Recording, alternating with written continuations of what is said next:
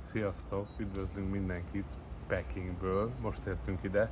Itt hajnali 5 óra van, és Csabival azt gondoltuk, hogy iszunk egy jó kávét. Mivel itt nem lehet fizetni semmivel, illetve nekünk semmi nincs, amivel fizetni tudnánk, ezért hoztam egy kávéfőzőt. És nem Alipay, hanem Geripay most, mert ezzel a Ristretto készülékkel próbálunk főzni egy kávét. Csak más kapszulát hoztunk, mint ami az adapter, és addig szarakodtunk vele, amíg a betöltött meleg víz kiült, úgyhogy most a készülék megpróbálja melegíteni magát, és ha sikerül, akkor főzünk egy jó kávét, mert 3 órát kell itt várnunk a csatlakozásra, és utána indulunk Tokióba. Már csak 3 óra. Már csak 3 óra. Egyébként elég jó útunk volt, igaz? Ja. Egy kínai párunk volt középen, mi ketten a szélén. Meg sem moccant. Igen, meg sem moccant.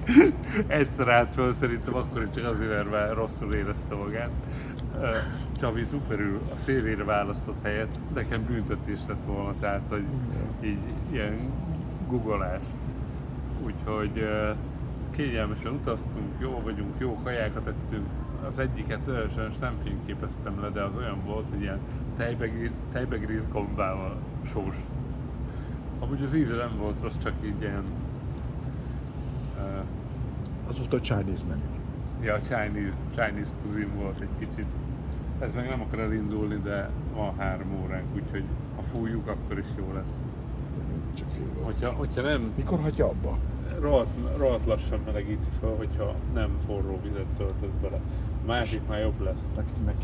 Nekünk meg kiült ennyi. Majd a gyártónak elküldjük ezt a kis tesztet, hogy azt hiszem az volt a addig türelmesen várunk, igen, azt, hogyha látjuk, akár, akkor majd hívunk így benneteket. van, akár 12 órára elég. És látod.